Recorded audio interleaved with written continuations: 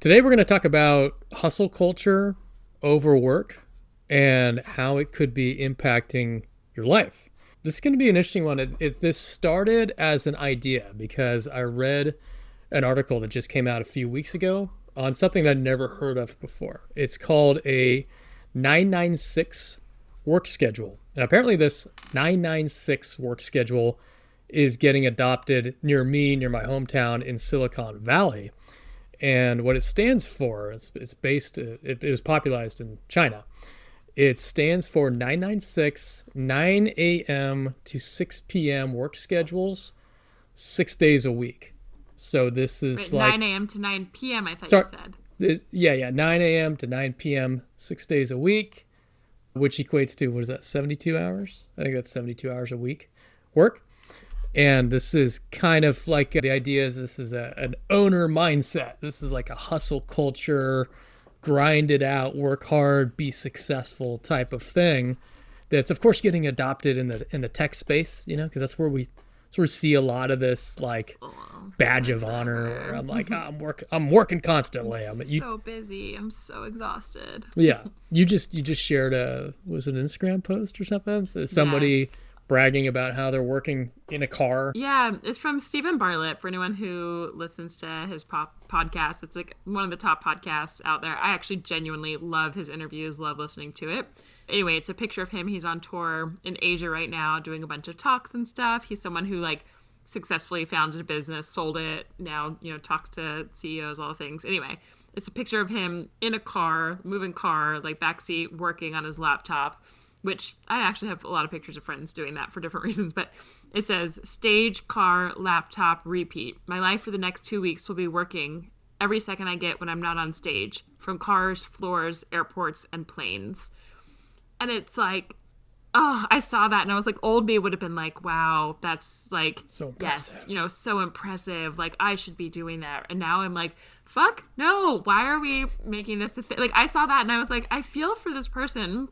I don't know if he does this when he's home or if it's just because it's like he's so busy on the road and trying to get so much done in between the tour and all of that. But I look at that when it just says, like, I'll be working every second I get when I'm not on stage, from cars, floors, airports, and planes. And I just think about how harmful and terrible that is for anyone's health, for your sanity. Again, like mostly your health. I've been through so much health stuff and realizing like how much that impacts the body and what kind of life is that. And I know there are people who love their work and like power, we love what we do. I'll get into it. But I saw that and that also kind of fueled my thoughts for this on the ways that you and I have unwound a lot of this in our own lives, to our own selves, and how digital nomad life, I think, really helped me do that. I know you as well. Just sort of like hop out of the matrix and stop living by that. But yeah, that's what I just saw. We'll get back to it, but talk us through what the article is mentioning. Why do they think this is a good thing? Like, what were you reading here? Yeah, okay, so I'll just quote it directly. See here, from the horse's mouth. Why did we say that? Like, what? Horse walks into a bar, or heard it from the horse's mouth. These expressions. I will ask ChatGPT while you are doing that. Why do we say this? Okay, so the quote is, there's a really strong and growing subculture of people, especially in my generation, Gen Z, who grew up listening to stories of Steve Jobs, Bill Gates, entrepreneurs who dedicated their lives to building life-changing companies. Says Will Gao, this company's head of growth that they're interviewing. Kobe Bryant dedicated all of his waking hours to basketball, and I don't think there's a lot of people saying that Kobe Bryant shouldn't have worked as hard as he did. So in his current job listings, it explicitly states that workers are expected to log more than 70 hours per week, warning them not to join if they aren't excited about the schedule, period.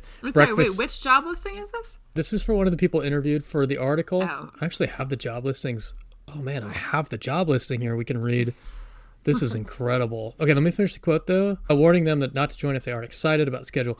Breakfast, lunch, and dinner are provided at the office every day, even on Saturdays. I think this was actually part of the strategy with a lot of these like Google's nap pods and their meditation rooms and stuff. Just keep them in the office. It's like a casino. Keep them in the casino and they'll keep giving. Feeding, keep giving you drinks. Get your gym on campus. We had like a strategic like dry cleaner in our, like we had a like a whole campus for my company that was like right Pepsi? outside of New York City, Pepsi, yeah.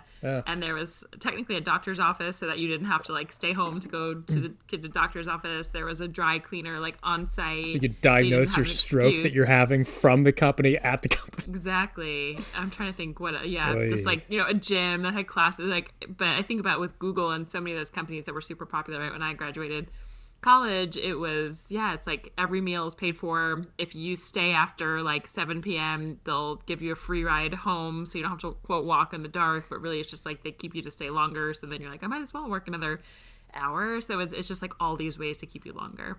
And can I also quickly tell you why we say from the horse's mouth? I looked it up. Tell me. Really irrelevant to what we're talking about, but obviously very important for our podcast.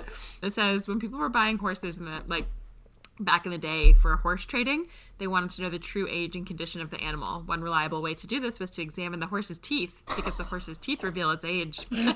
Wild. Straight from the horse's mouth meant bypassing salesmen or hearsay, going right to the source. That is hilarious. I would have never guessed that. I thought it was like something about like you can't Actually, lead a horse to water, but make it drink. You know, like I was thinking of a horse-based drink. I don't know. Either way, Okay. We've got chickens coming home to roost. Yes, We've to the got last episode for that feet. We've got Just always feet. horse's mouth. I really like the chickens roosting. Our new phrase. Hey, like just get your chickens out. I got my own chickens. Deal with your own chickens. Get your chickens in order before you come talk to me. Listen to the last episode. You'll know what we're talking about. Okay, what were you just looking at? Yeah, so I actually have the job listing up. It's live. I'll read it to you. First off, salary range is 200 to 300,000 per year. It's pretty well paid, but what do you give up for that? You stated here, don't work here. Please don't join. So I'm just quoting it. This is Rilla, Rilla. Sorry, guys. I'm sure you're getting plenty of applicants despite our bashing or whatever. You're fine. Please don't join here. And this will never be on the Anywhere Atlas, by the way. Please don't join if you're not excited about, one, building an AI product for an industry untouched by modern software. Cool. Constantly talking and visiting customers in the field. Don't love that. Working 70 hours per week in person with some of the most ambitious people in New York City. This one's New York. On my heart. I hate everything about it. I hate it. I hate it. I hate it. I hate it. How do we unpack why we just... Okay, so there might be some people listening being like, oh yeah, I'm passionate about work. I like working a lot. And I think you should be passionate about working. But I mean, this goes all the way back to, we did a podcast on success isn't a salary. And basically I just want to unpack that a little bit, because what we were talking about there is, I think in our culture in particular, we're so hyper-focused on our job title, what we earn, and talking about how much we work. It's almost like you have to suffer enough to earn the right to enjoy life. And so if your parents want to be able to talk about you, your grandparents want to talk about you, and the first thing you're going to say, my son is a doctor. My daughter is a businesswoman leading this company. She works 60 hours a week. And everyone's like, cool, great, that's successful. They're not a weirdo. They're not a loser. But they don't ask, how's your daughter's mental health? Are her arteries clogged and struggling due to stress? We're still stuck here. And this is proof. This is a live job listing that proves we still value this. Yeah. It was really interesting when I first stopped working for like giant corporation that, really went by this, and I was working for myself for a little bit and like was starting to travel. And I remember like I used to very much live that like hustle, grind set, work all the time. I was commuting. I didn't see the daylight. I was, just lived by all of this. And after I stopped, I remember I was like out walking with someone and they were like, how are you? I met up with them. They're like, how are you? And it was so much of my gut reaction to be like, I'm so exhausted. I'm so busy. Like, it just because it's what I said for so many years, which was true. And I literally started saying that because it was like such a mechanical reaction. And then I was like, wait a minute. I was like, I'm actually really not tired. I'm really good. I'm well rested. Like, I'm well rested and good. But it was so weird because it like felt straight. I remember that moment where it transitioned. I was like, this feels weird to say. And it also felt like I was doing something wrong, that I wasn't exhausted, that I wasn't exhausting myself by working. And that was like a decade ago. It's been a long time of even more unpacking this and unwinding it. And now if I said that today, I'd be like, fuck, I'm doing something wrong if I'm like so busy and exhausted and working. But I was so used to it for so many years. It was weird to not be. It's a total mindset thing. I mean, it's crazy. Yeah. But how, Jeff, as you think about this, and as we think about now, where they're like this, what is it, 9/9? I can't even believe working 9 a.m. to 9 p.m. 6 days a week. That's just like, what's the point of even living, truly? And especially, I feel like a lot of that is not even people who are super passionate about what they're doing. It's the people who are like employees building someone else's dream, doing something they don't even really like in misery. And now what? You have 24 hours for yourself and your family, and those 24 hours you're going to be exhausted, sick, stressed, taking your, I want you to actually, you gave a good, you were telling me before, some research about how like that actually can take years off of your life and those stats. But I also, after you share that, I want to hear, like, when you think back to the beginning of your nomad life, how has travel or any sort of aspect of remote work and travel life started to like impact your view of hustle culture, working a ton of hours, or did it? Oh, yeah, that's a good question. I think it was working remote and digital nomad life that kind of accelerated things a little bit. I wouldn't say that like X caused Y kind of thing. I don't think digital nomad life caused me to relook at things a little bit. I think it was just like a long off ramp to get there, because you know I've had that. Like I had all of it. I had title chasing as success for sure, for a long time. Sure. Thought that was it. And then we had my, story of going to the restaurant that was my beacon of success, and I hated it. Changed my path. We've done all that before for you listeners. But yeah, it was kind of a long off ramp and unwiring. Like I would wake up in the morning just guilty for not having achieved X, Y. It's like I had to have done this and this and this. Just accomplish all the time. And then I think travel helped that quite a bit. Yeah, I think that reading The Pathless Path by Paul Millard really helped that, because it confirmed a lot of things that I believe. And basically he was saying, all of these things that are expected of you, to have the title, to have a magic number of salary, and then you get to that salary and then you're not happy till you hit the next salary. And then when you step back and look at it, if you interview anybody who's 65, 70 years old and you give them options like, hey, right now I could give you more money, more property, more time, 100% say more time. Nobody looks back on their life and says, oh, I'm so fucking glad that I spent 996 work schedules. 996. I've quoted this before as well, but it reminds me of the book The 5 Regrets of the Dying, where the number one wish, or I think it's actually the number 2 wish, I think I said this in a previous episode too, where number 1 is I wish I had been more myself, which again might be working less, but number 2, the wish is I wish that I worked less, of like across many people on their deathbed. So just let that sink in for a second too. Yeah, I mean, I think that's really important to bring that up, because this is zero sum with your time. It's zero sum. You That's give true. This hour to that.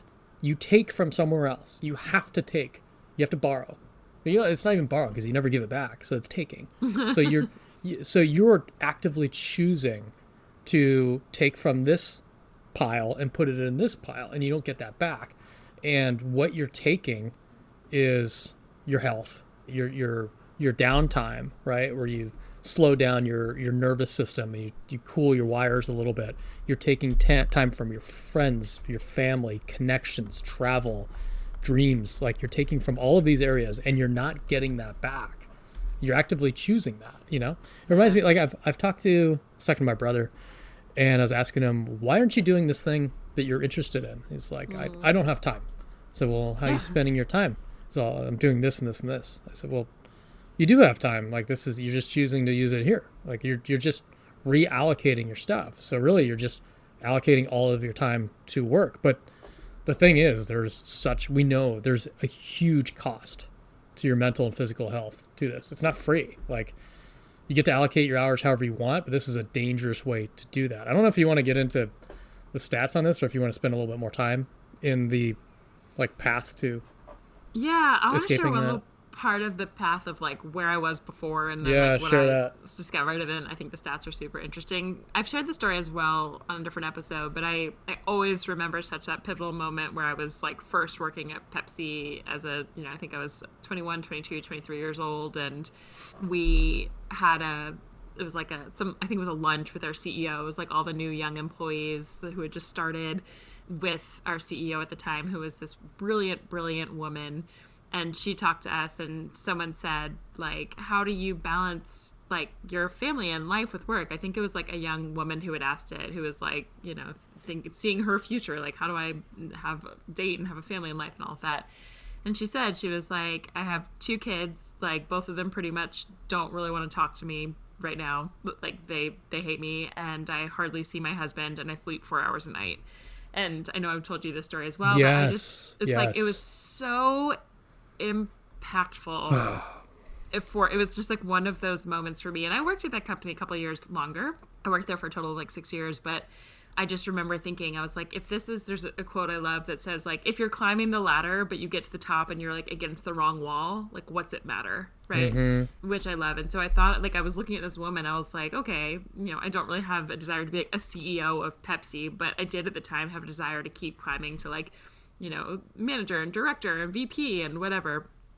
And I just remember thinking, like, is this the path? Like, I feel like the alarm bells started to go off then, where I was like, it's like, alert, alert, like, this doesn't quite feel right, but it's like everything is so normalized around you that, like, this is what she was proud of it. And I feel for her. She was so proud of, she was an immigrant from India. Her family was from India. She had literally become the CEO of this like giant global Fortune 500 company.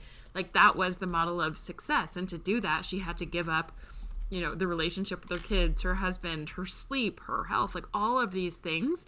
And she was proud of that, which I get and I understand, because that's like what we like praise in many parts of the world, is like work hard, work a million hours a day, like rise to the top, climb the ladder, all of this stuff. But it's like, I feel like if everybody else at the table had been like, excuse me, that's not very healthy, like, I don't think we should all be doing that, it would have been like, you know what I mean?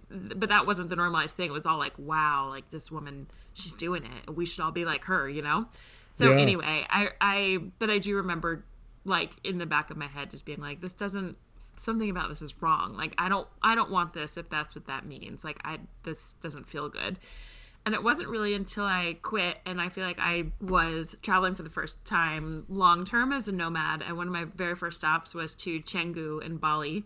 And I was asking Jeff before this, like, I do think a lot of nomads, like a lot of my nomad years, I still worked a lot of hours during the day. And a lot of people, I would say, especially digital nomad entrepreneurs, you will still find them. Like, I've lived with some digital nomad friends who, like, sometimes I don't see for 5 days because they're like grinding and they're like, I don't have time for anything. I'm not going to go travel. I'm not going to watch sunset. I'm not doing anything. Like, I am going to be heads down working for the next, like, 2 months. And you're like, okay, like, go, good for you. Got it. But like, people give up, so I'm saying digital nomad doesn't cure it, but it's, anyway, when I first went to Bali, I was doing a Wi-Fi tribe chapter. So I think there was like 11 or 12 of us on this chapter. And there was a couple people on that chapter who were, during their days, they would be like, I'm gonna go surf in the morning, and then if anybody wants to go like ride around on your scooter, I'm gonna go explore this temple that's an hour away, and then X, Y, and Z, just doing it, like exploring and like really exploring Bali and the local place. And there was always a mix of people on chapters. Of some people are like,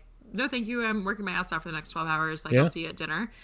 But that, I feel like, is where the cogs started turning for me, of like, wait a minute, like, these people are still making money, they're still here living the exact same life I am right now in Bali, doing the same thing, and yet I'm thinking it's already 9 a.m. I feel bad I haven't started working yet. I'm going to work for the next 10 hours. Yes, I'm at a beautiful cafe in Bali, but like, they're surfing and exploring and living and doing. So I would say for me, that impacted me in a way to say, like, there is another way, because everybody I knew at home only was working, quote 9 to 5, but maybe 8 to 7, or then shutting the laptop and putting their kids to bed and then working longer. So I think that just seeing other ways of living, seeing other cultures, how other cultures relaxed and lived, or you think about like in Italy or in Spain where they're like, doors are closed from, all afternoon. I'm taking a siesta. I'm home napping. Yeah. Like, I just think seeing other influences and like getting out of the matrix, getting out of a bubble to be like, wow, there is another option and now I get to choose. And it took a lot of unwinding from there still, but it just started to give me a different lens to say like, there are other ways to live. There's other things that are important. And then as we talk about as well, like for me, I lived in New York and LA for my, like corporate career days. And that's especially New York. And all anyone says when they meet you is like, what do you do? Yep. Versus we talk about this a lot when you travel.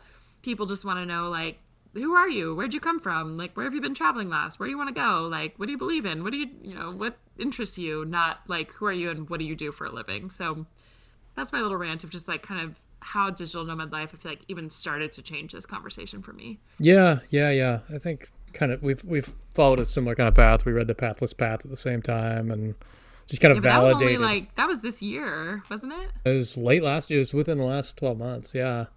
It just kind of confirmed the slow trend. And, it's interesting. I just pulled something up here.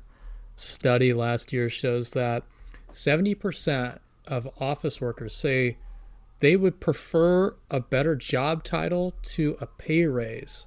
The status and power is more important. Like bragging rights. Right.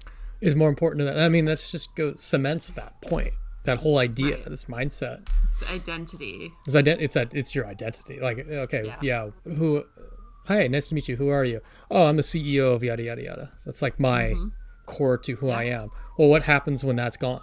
What happens when you're no longer CEO? Who are you? What do you have? It's interesting. I would say the hardest, I will tell this again and again forever because I remember it so distinctly. It was when I left Pepsi. Again, like when people used to ask me what I do, it was an easy thing to say. It was a company that everyone knew. I was like working with celebrities on these cool things all the time. And it was really easy for me to be like, when someone met me to be like, oh yeah, I work for Pepsi. And it wasn't the reason I went into it. And I didn't realize how much it impacted my identity until I left it. And I started this other business. And when people would ask me what I do, when I was like just starting this new thing that nobody knew, it didn't make sense. It was kind of a weird thing. And when people would say would ask me that, I would be like, oh, well, I used to work for Pepsi doing this, but now I do this. And it's like, I probably did that for 2 years because it was easier to have that identity than now. I mean, now I just don't care. But when people ask me what I do, it's hard to explain beach commute in a sentence. I know. People have been asking me recently. It's like, what do you do? What do you do? You're like, oh, help people get remote jobs?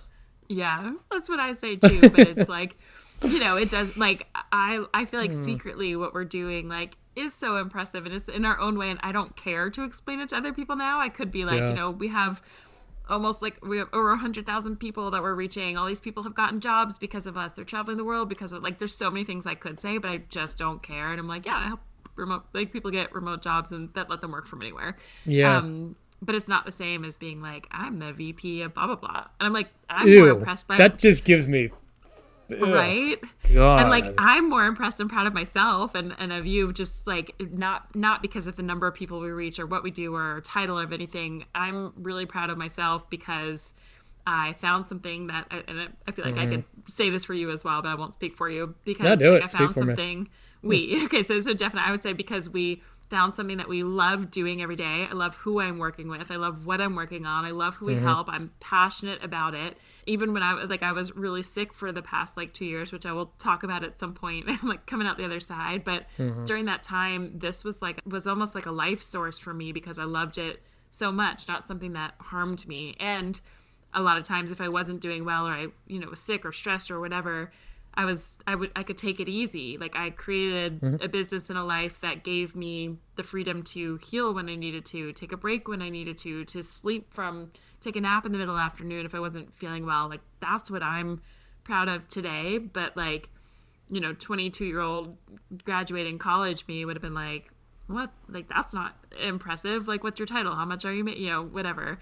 So anyway, I feel like now I'm behind the scenes and we don't post about this. I don't care. I don't if someone asked me, I gladly talk about it and I love to, but it's like, I don't go around talking about this, posting about it, sharing it. I don't that's not why I do this at all. And I think I'm more proud of us for that. if this went away, my identity is not wrapped in it whatsoever, I guess is probably the bigger thing now. It's just something I love doing love working with you. I love everyone we work with. I don't know, I could go on, but what are your thoughts on that? Yeah, well, I think we need to come up with fake titles that make fun of titles, trolling titles that don't. Do you ever see that? There's this like TikTok that went around that was like, it was this guy, he might have been like an actor or something, but it was like, when they ask you what you do, just say you're an accountant. And he had this like funny dance. He's like, because no one, like, it like seems somewhat impressive. No one will ask more. No one really cares. But so many times I joke, I'm like, I should just say, I'm going to make up, I'm just going to be like, I'm an accountant, just so nobody asks me anymore, because I hate trying to explain things. Yeah, I mean, I get asked by people all the time. Usually, like, you know, when I'm out playing pickleball or something, because it'll be same. like in the morning, and they'll be like, "How are you able to do this?" I'm like, "Well, I worked like 4 hours on Sunday." They're like, "What?" I'm like, "Oh yeah, I just catched up in the hours that work best for me."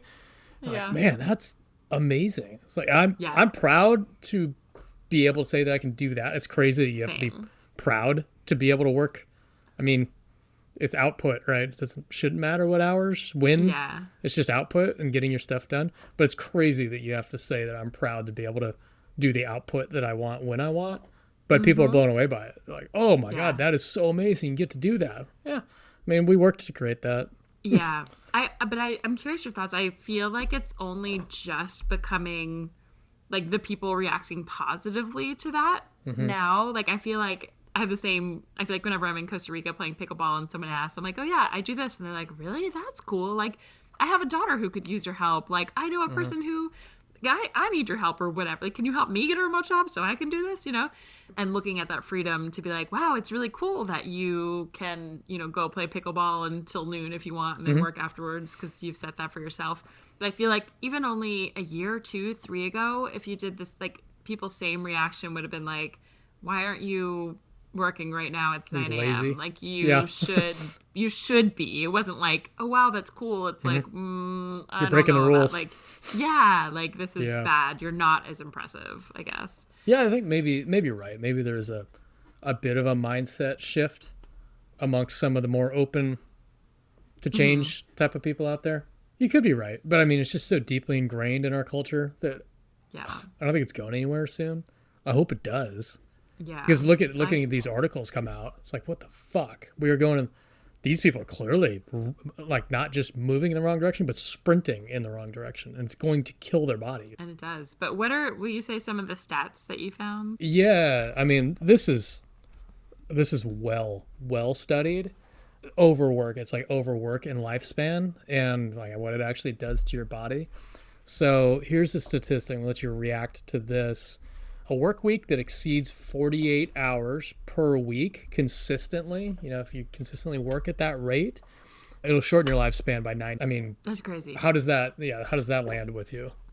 I'm like, how much does smoking shorten your life? Like, what's the difference there? They showed it's like on par with being a lifelong smoker and overworking yourself. It's just, I mean, technically what it does to your body is it increases your risk of stroke. Mostly it's like stroke and heart related stuff.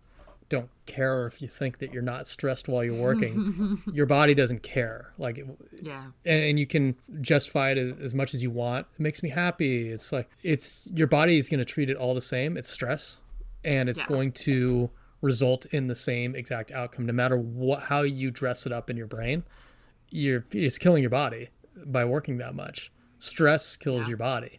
And it's going to come out one way or another. Like, you can either listen to your body or you can override it and think your way out of it.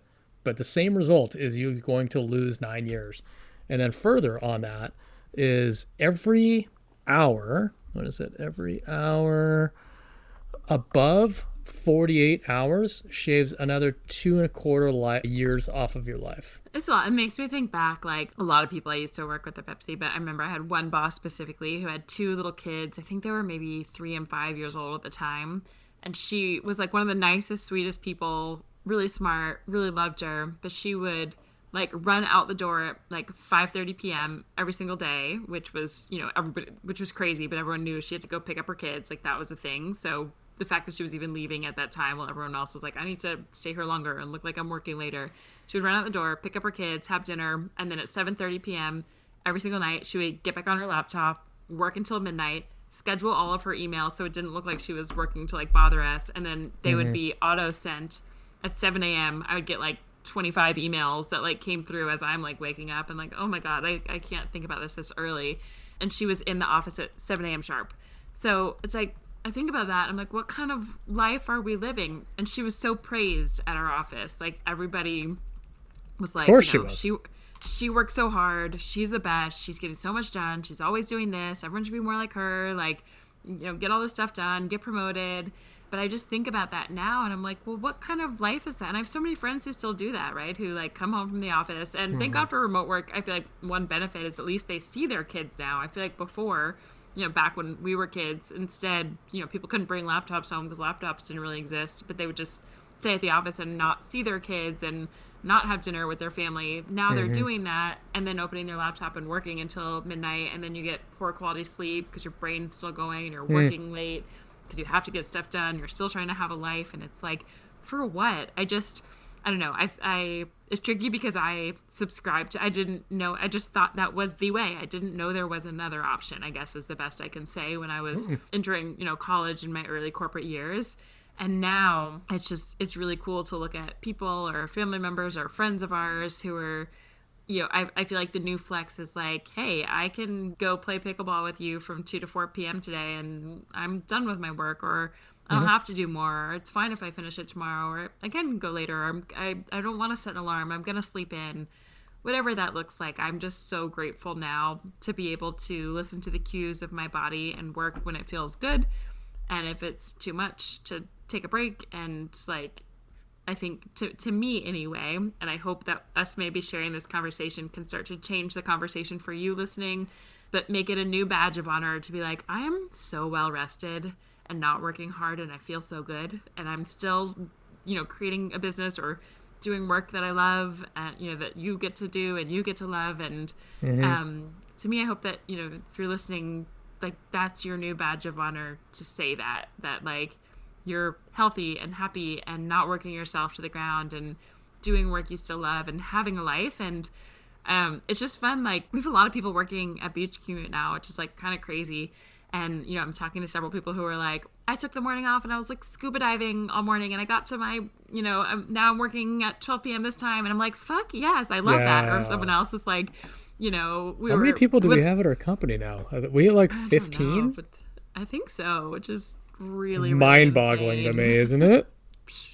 Literally mind-boggling. But it's like, I think I'm also proud of us, Jeff, like of really like taking that to heart with everybody who works for us to be, if we're talking, I'm like, yeah, go sleep in, travel, do this, take a break. Like, what are you doing to feel good? Like, don't respond to me so quickly. Like, that's not necessary. Like, get a night of sleep, whatever it is, just to share that within our culture as well. Yeah. I love that Nacho listens to our podcasts and he occasionally sends me pictures of where he's working from. I love that kind of thing. Like, be free. I wonder why, if you look at our community, the digital nomad community, we see that spectrum. We see people on the deep hustle grind set, called deep into that, and are proud of it. It's like you got to optimize every minute of your life for efficiency. They do it with their brain and their body too. I'm not convinced that they actually are. Like I meditate for 10 minutes a day. It's like, those effective 10 minutes? Or are you just checking another box? You see these people on the far side, and then you see people like our friend Will, who works 0 hours a day. So you see this full spectrum, and I wonder why we see that so much in digital nomads. Do you have any ideas? I know. I guess it's like people's conditioning, I would say, of and maybe what they're trying to accomplish too. I don't know if the people working 0 hours have already accomplished so much that they can work 0, or have like are at a point where they're like, there was a girl I was traveling with in Nigeria at one point, and she had worked in the kind of like radio entertainment industry in her 20s and 30s and had invested in properties. I think she had like 2 or 3 different duplex kind of units that I don't remember the exact amount she made, but I remember when she told me it was like, it wasn't like an insane amount where it's not like I made, I sold my business for $100 million and I'm never going to work again. It was like I'm going to make this number up. I don't know what it's called. Like maybe she made $7,000 a month or something from her rental properties. But she was like, I think she was early 40s maybe. But in her mind, she was like, I'm retired. Like, I'm good. I can. And all day while I was there in Nigeria, like working, she was like, I just met this person. They own this art gallery. They took me here. I'm going there. Do you want to come? And again, this is like, I think just being exposed to different people like that, where I don't know, everyone has different goals, but it was just really neat. Like, I remember that where I was like, okay, she really embodied like making enough to let her live. And she was living. Let me tell you, this girl was living, having the time of her life. Yeah. Traveling the world. She had done remote year, like all this kind of stuff. So there's that. But then I feel like, you know, I've also lived in close quarters with people who are trying to sell their business for $50 million. And they are convinced, like, if I just, you know, they were like young men, and I feel like before, like, they were like, I don't even have time to date. I don't care. Like, eventually, like, family later. I'm going to build this business so that I can make all this money now and like provide for my family later, right? It's like it just depends who you are. For us, me, I'm like, I would love to build this business to many millions of dollars, and I believe we can. And I don't like if that came at the expense of us working 18 hours a day and slowly killing ourselves. Like, no, thank you. Yeah. So anyway, when you ask, like, why do you have some people working 0? Why do you have some people working, you know, 18 hours a day and saying no to every travel? You're like, why are you even in, you know, Bali right now? You're not even seeing it. Like, I have friends who are like, why are you even in Thailand right now? You haven't left your room and you've ordered food for the last 30 days. Like, so anyway, you'll see the whole spectrum as a nomad. But again, I feel like I don't know, I feel like my circle of friends from home are all doing like the same thing. There's no variety. Everyone's just kind of like equally kind of grinding and working hard, trying to do things versus nomad life. You get more spectrum of lots of different things, and at least it exposes you to more, which I think is cool. Yeah. On the other side of things, reading about why they're doing this grind set 996 thing. I've got another quote that's kind of interesting. I think highly related to what we're talking about. UK-based venture capitalist Harry Stebbings is quoted in saying, "The truth is China's really doing 007 now, midnight to midnight, 7 days a week, and they have a rotational workforce." He says, if you want to build a $100 million company, you can do it on 5 days a week. But if you want to build a $10 billion company, you've got to work your 7 days a week. It just hurts so bad. It's just really doubling down on the wrong ideas. It's like, that's just saying $100 million isn't enough. $10 billion, is that? I don't know, maybe that is enough. But I will do that at the expense of my literal health. That's wild. That's just wild. And people are willing to. It's interesting. I also saw this post the other day that was someone talking exactly like those types of people, where it actually mentioned like Kobe Bryant, like Alex Hormozi, Stephen Bartlett, who I mentioned earlier. Who was the other one? Maybe like David Goggins, who runs like all the like ultra marathons. And it was saying like, we look at all those people, you know, the people who build the $100 billion companies, and it's like, wow, that's it. Like, that's impressive. That's going for it. And it was talking about, they're like, but at what expense, right? Like, are their personal life suffering? Do they ever see their kids? Are they healthy? Are they happy? Are they like trying to cover up a lot of stuff inside that they're not dealing with? Talk about that. That's what I wanted to talk about that, but I forgot. That's a big one. The overwork thing. It's just overworking is definitely scared of the thoughts in your own head, so you have to. Yeah, it's an easy way to avoid, like, if you have I feel like we don't know how to be bored anymore, right? So some people cover that up. I think we talked a little bit about this in the last one as a digital nomad, of like, everywhere you go, there you are. So if you haven't dealt with your stuff, like, it's still there amplified. But again, whether, like, some people I feel like use social events where they can't be alone, so there's like, we'll find any, like, hang out with people at all times, or go to a bar and drink to fill the time, or watch Netflix to fill the time, or a lot of people will work. And the interesting one with work as it comes to this, I feel like the other ones people kind of judge, where it's like, you're drinking a lot, like, you've been out 7 days a week, like, you've been watching a lot of Netflix. But if someone is working 18 hours a day, we're like, yeah, that is impressive, like, good job, keep going. But it's just another way often for people to avoid stuff. And it's tricky because when I think about like a super successful business people, or, you know, the Kobe Bryants of the world, you know, I feel like you do have to, you know, think about any like Olympic athlete or whatever, you have to give a lot of your life in order, and a lot of sacrifices to do that. So it's like, is that your whole life's mission and purpose? Maybe that's worth it to you. I know for me, like even thinking about, I could have played like soccer or basketball in college, but I played club soccer because I was like, I want to have a life. Like I could go play a sport, but I'm going to have to not be social, not see friends, not be able to go out, not be able to, you know, wake up at 7 a.m. and, you know, all of this. And I was like, I want to have a life. So I don't want to like squash anyone's dreams. Like I feel like it's still important to have things that you want to achieve and go after. But again, it's like, You have to know the cost.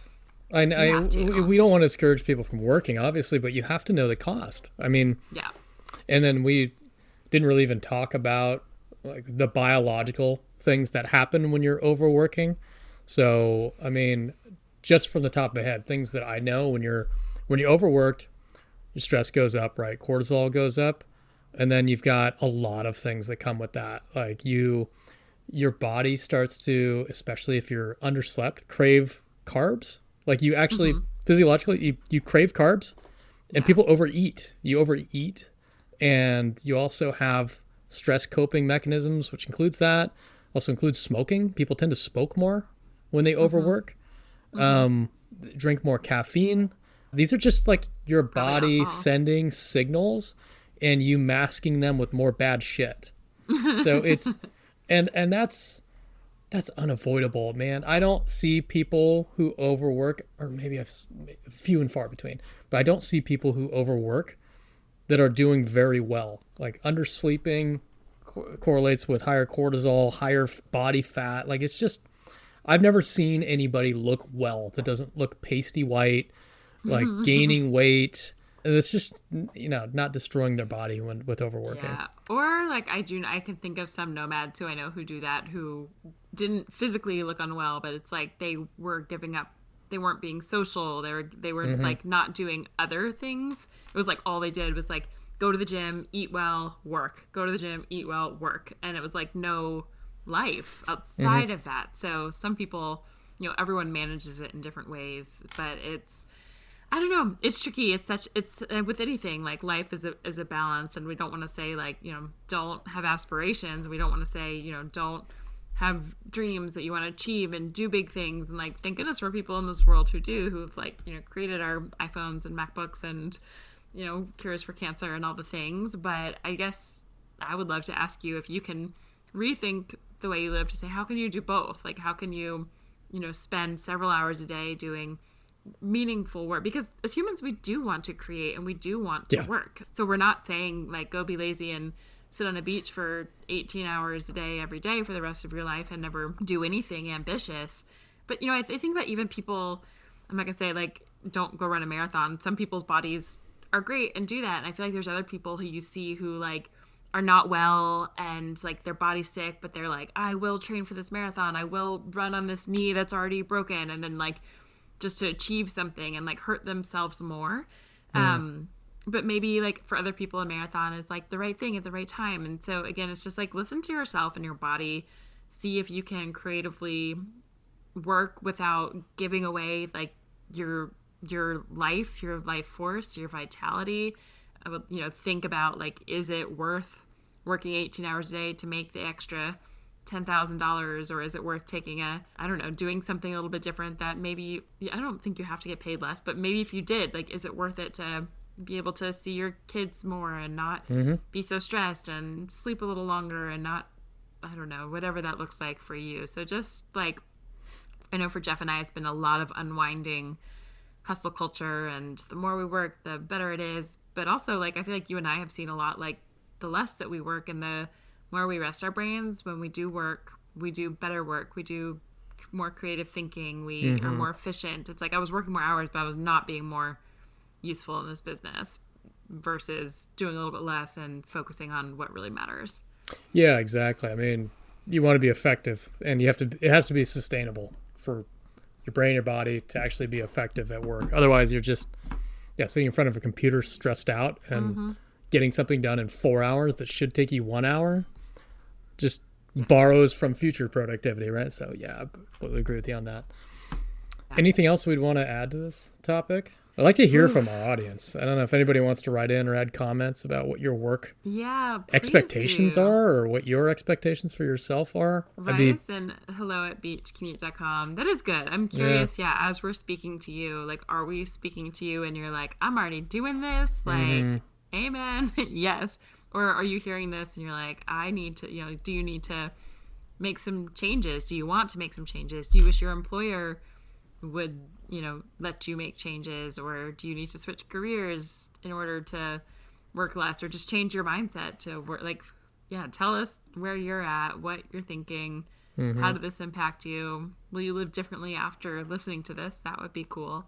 But it's a lot to unwind when society is constantly stressing the message and praising the people of, like, the more you do, the better, the more you work, the better, the more you hustle, you're more impressive, the higher your title, like, wow, look at you.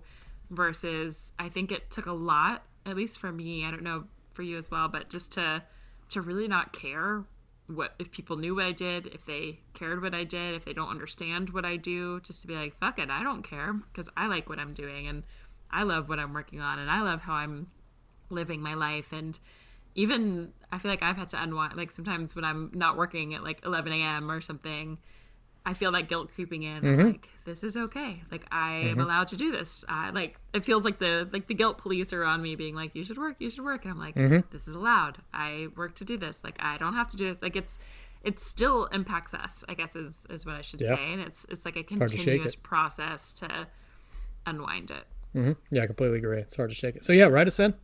hello@beachcommute.com, or you can leave a comment on Spotify. We love we have little interactions with a few dedicated listeners that are always writing in. It's kind of fun. Either way, I'd like to learn a little bit more about your work style and what's expected of your employer. Kind of like to gauge the status of office life versus ours. And if you have any ideas for new podcasts, we take them all the time, and a lot of times we run with them and we'll create a podcast for you. So with that, we will see you again next week.